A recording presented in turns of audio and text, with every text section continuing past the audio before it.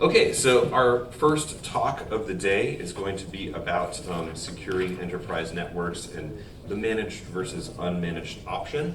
And for that, I would like to invite Bronner Davis from Electrify to the stage. Bronner is a telecom expert with 30 years of experience specifically on energy and transmission of energy via wireless and wired methods.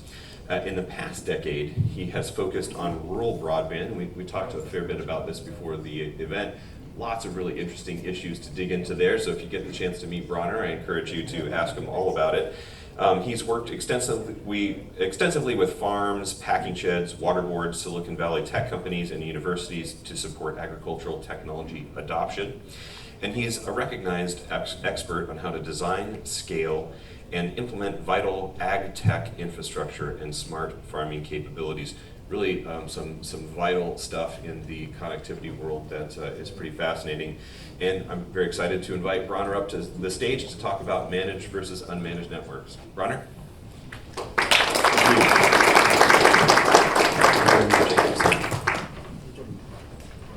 Good morning, everyone. Can you hear me? Everybody good?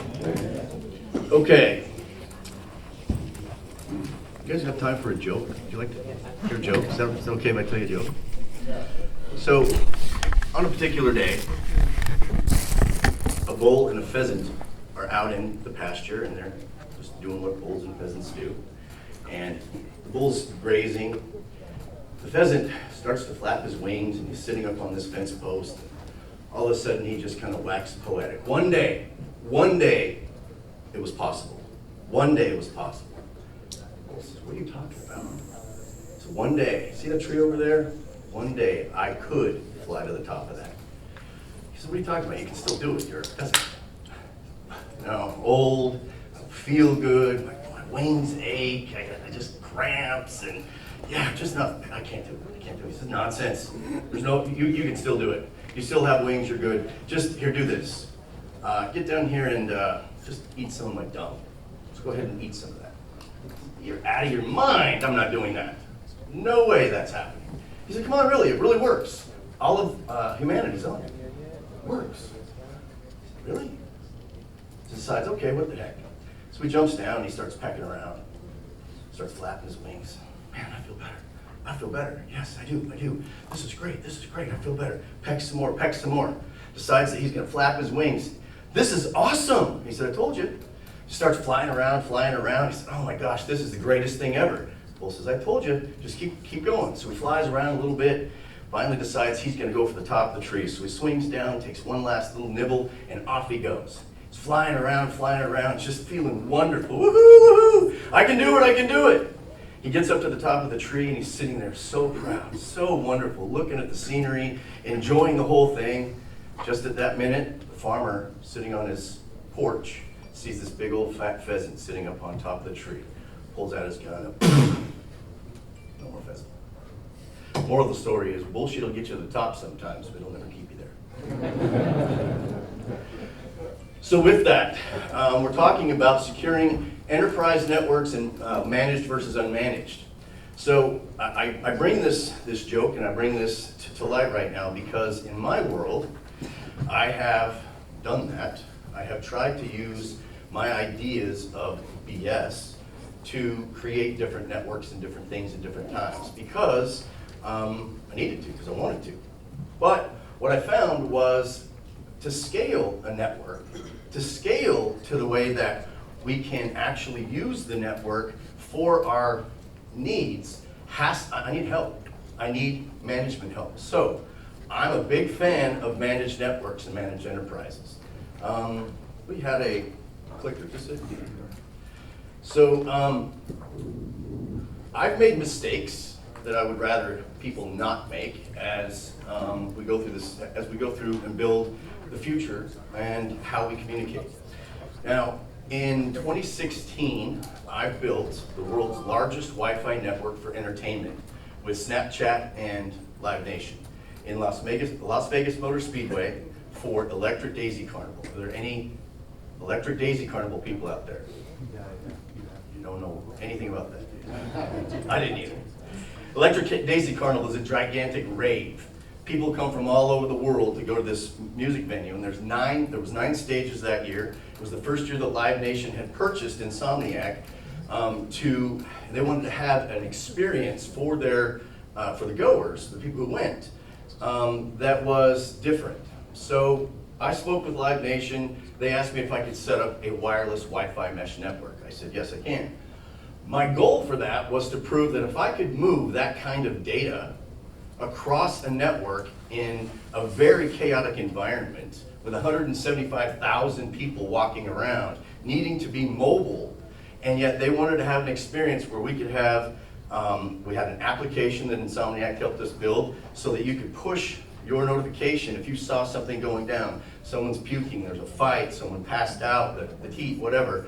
It would localize your location, and it would let security know, as close as they were to you, how to get there, as opposed to running around trying to find somebody to say, hey, there's a problem over here. By the time you find someone for help with the problem, you're across the Las Vegas Motor Speedway, and the problem's over there, and it's different. So we created this, and by the way, anybody use Snapchat? Anybody? I would be reluctant to. So Snapchat started back then, they started My Storyline. My Storyline was something that was started and for the very first time on that network that I designed. They told me 2 weeks before that they had a new product coming out, and I'd already designed backhaul and everything for what we were doing, and they needed a terabyte of backhaul. Management issue number 1. Your customer comes to you with things they don't understand what they need. And if you don't understand how to manage your network, you're going to destroy it by allowing your customers to do things that your network really shouldn't do. So it's from that I learned so many things. Is that going?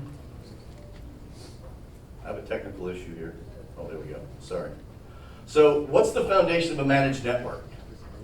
Foundation, it needs to, oh, excuse me, the wrong way. The foundation for a good managed network, so that we can, something that we can rely on. Anybody ever heard the term 5 nines? Come on, you guys, raise your hands. I know you have. Okay, 5 nines is what? It is reliability. 5 nines means I can depend on this. 5 nines means that when I set this thing up and I go to sleep at night, I know that everybody's going to be still connected, and I'm not going to wake up to a bunch of problems in the morning. So I need network monitoring to be able to do that. Yes? Network monitoring, absolutely. Because I want to be proactive on the things that go down. Now, one of the things we're dealing with today that I've never had to deal with in the past is ridiculous weather. Can somebody stop the weather, please?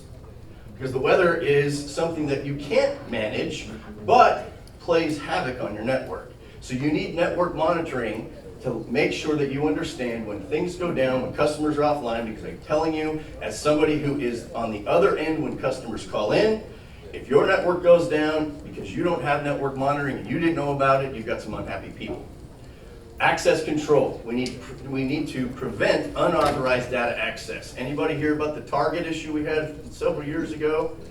Everybody know about that? The problem with that was a HVAC contractor sent an email with a virus on it to his project manager inside Target.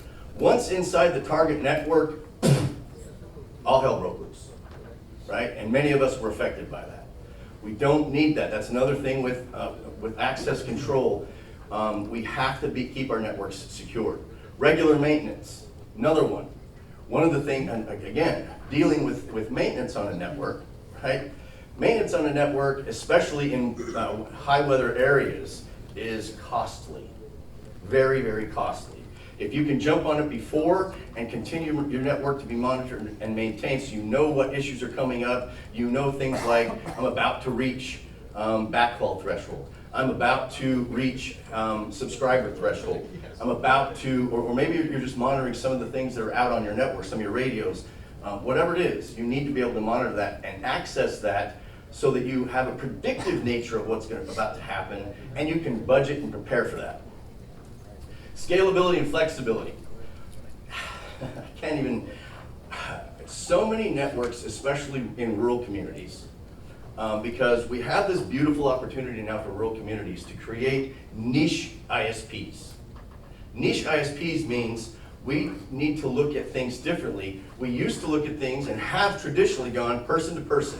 If you're a check writer, if you've got a heartbeat, you need a phone, you need a device. In fact, you need about 6 of them. And we'll put them in different sizes, different packages. You can even wear one on your hand, but you need them all. In rural communities, that actually is flipped a bit, and now one person is responsible for up to thousands of IoT devices that can go into a field. That's a managing nightmare. And so if you can't scale in that, in whatever you're doing, because you don't have good network management infrastructure, then you're going to be locked into wherever you're at. And we see that all the time. Like right now we're buying some companies that see that all the time. They have not factored in how they scale easily and flexibly into the markets that they're serving. And of course, automation and orchestration to enhance the efficiency and reduce errors. Reduce errors, reduce errors, reduce errors. How many people need to reduce errors in anything they're doing? Nobody? You guys are. I give up. Reducing errors. I am probably one of the biggest errors in my network sometimes, and we need to reduce that. So having managed services helps you do that.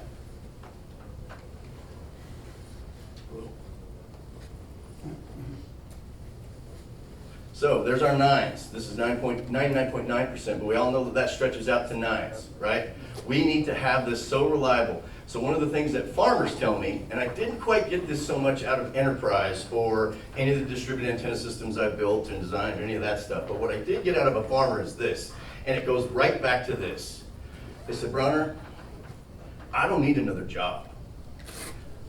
This needs to work. If you're going to provide me connectivity, you're going to provide me network on my farm, this needs to work like my truck. I get in, I hit the key, and I go down the road. I don't need another job. So our networks need to have 99.999999% reliability and stability because your customer doesn't need to be a tech person. Most of them don't want to be. Can't blame them. So what are the advantages and efficiencies that are gained from this? Well, we're going to boost productivity with managed networks. How? The number one thing that I see in managed versus unmanaged networks is your talent inside your company. I'm sorry to say, but there's just not enough people out there with talent and skills to run a network, especially as we are scaling into untapped markets like agriculture. There's just not enough talent out there to do these things. Now don't get me wrong, there's a ton of talent out there, but get them to come to your network to work on your enterprise solution to help you out is tough. So and why is that? Well, our moderator today is a good example of that. He works for a managed services company. All the talent is in his company. So there's companies like that out there that just do managed services. And I want those companies to manage the larger networks because it takes a team to manage a network of data transmissions, not just 1 or 2 individuals. We've started out that way in rural communities, but we found really quickly that to scale, we need that help. So rather than not have that talent, hiring that talent into your network is very vital, especially as you scale and grow. The biggest thing with that is these people, and I guarantee you guys are some of them, see things differently than you do.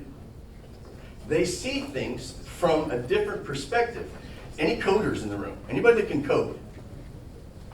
Do you see the world differently than somebody that doesn't? Can you have a conversation with anybody about what you do or select people? You have an insight into something that most people don't. And me, as a CEO or an operations guy inside of the network, I need your input. I need your perspective because I don't have it. I have a completely different perspective, and I need your perspective. You get efficiencies in workflows. Again, reducing errors. Why? Because other people have perspectives you do not. Is there any CEO in here? Has anybody started a company besides me? Come on, guys, anybody? As a CEO in that company, You have a global look of everything that's going on, from human resources to the person that needs a loan because they're short on their paycheck because they spent too much. You know all the things that you deal with. They're rampant. You do not need to also be your tech guru inside your network. You need people like that raise their hands to help you do that so you can reduce those errors. Why? Because there's also such a thing as, most of you have a family and something else you like to do outside of your network. You optimize your resource allocation. There's real-time insights. I would much rather take real-time input and data from someone who's been inside the network, beyond the GUI, beyond the interfaces, and understands how to code everything and how to line everything up, than somebody who, well, my experience has always been, or started out in the field. I can build anything. I can physically bolt stuff together. I understand how to design and manufacture that so that I can create a network. However, once we get beyond that, I need people like you to come and help me understand how to maintain and manage what I've just built. Makes it real easy for me. So, real life success stories. When we did EDC, it was the biggest thing I had ever attempted to do in my life. And I didn't understand that until I got into it. But the fact of the matter is, I had a team of people who understood things much better than I did from each different perspective. Now this goes back to, if you're running a network and you're in either operations or you're the CEO or you're lead tech or whatever you are, the fact of the matter is, you need help of a team. And the most important thing you can do is understand what you know, but more importantly, understand what you do not know. What you do not know is where the errors happen. So, when I know I do not know something, I have a Lonnie right over there, and he typically knows from a completely different perspective, from a completely different viewpoint. And now, I don't have to know all that stuff. I've got a Lonnie. Manage networks, manage people. Had I not had the team I had when we did Electric Daisy Carnival, it wouldn't have been the success that it was. So cost savings and resource optimization. Now this is just on average, this is not specific case studies, but specific, we could get into more specifics. But on average, monthly, just due to errors and errors. Anybody in here ever been working on an error that seemed to take 3 or 4 weeks to solve? Inside of a network. Has that ever happened? Man, you guys are tough crowd. Has that ever happened? Yes. Yes. So over those weeks, you have to figure out, if you're doing a cost analysis in your business, because you are now spending money someplace to fix something, and if that something is not fixed, the ancillary things that happen because of that. Now, the immediate things are, if I've got a bunch of customers down, then I can't really charge them for the revenue because they can't use my service. And I promise you, customers don't want to use your service or want to pay for their service if it's out, even for half a day. Customers want to be able to have that 5 nines. So your cost in trying to do all this yourself. Now, let me give you an example. I happen to have one individual in my organization right now who, as a general manager, he's done a phenomenal job. Very happy with it. However, he personally works with every single customer. And this is a new network up in Colorado that we just built last year. So as he goes out and works with each and every customer, at some point in time, he can't scale out of that. And that causes problems. So as much as I love the fact there's a bunch of people out there who are go-getters and they love to get things done and they want to take responsibility, the fact of the matter is, if you take too much responsibility in this world, then you are going to become the block. And that becomes something else that you have to manage out of, because it certainly is going to cause a problem as you start to scale up. So cost savings and the cost analysis of this is way outside the amount of money you pay for a managed service, way outside of that. So let's look at some of the vulnerabilities. Vulnerabilities, lack of centralized security, data breach risks, malware vulnerabilities, downtime impacts, all those things that I just kind of went through. Those are all issues and vulnerabilities. Again, Target, excuse me, who handles our credit? The credit people that had the problem. Thank you, Experian. And countless others like that, who've had issues, and it's cost them, because they're vulnerable, it's cost them far more than it would have had they just been able to manage the system differently. So those are all risks that we have, and each one of those risks are real time and they hurt. I promise you, they hurt. Impact of a neglected network security, you get data loss. We all understand what it means to lose data. No one wants to lose even a photograph most of the time. If you're losing large packets of data out of your network, you've got problems. We have regulatory issues. We have reputational damage. Now, I really want to emphasize the reputational damage, especially as we get into these niche networks, especially as we get into ISPs that are growing in localized areas. You can't burn your brand. You can't burn your brand, because once you've burnt your brand in a small community especially, you're burnt. You have a really hard time convincing anybody that you know what you're doing once there's been a data breach and they've been affected. So it's very important that you don't ruin your reputation because you decided to do DIY. And then of course, sorry, there's the Equifax thing. So, rising sophistication of cyber threats. We all know what AI is doing. There are AI robots out there that'll just pound passwords on every device you can just to see if they can get in. And what they end up doing is they hold and then release it later. So you have to understand that sophistication of getting into your network is far bigger these days. Impact of business continuity. There's vulnerability and threats of exposing malware and phishing. We talked about that with Target. I've had that happen over Verizon and AT&T's networks when I've been using them as backhaul coming into my network.